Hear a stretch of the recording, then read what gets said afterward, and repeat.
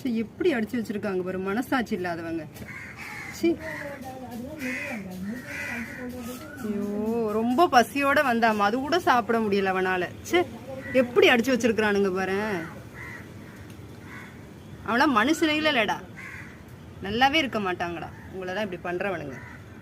சே இல்லை, ஐயோ ஏசப்பா கண்ணே திறக்க முடியல. இங்கே பூனைக்கு ஒரு ட்ரீட்மெண்ட் கூட கிடையாது.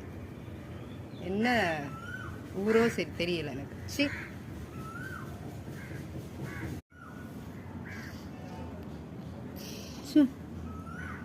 எப்படிதான் ஐயோ மூக்குல வேற அடிச்சிருக்கு.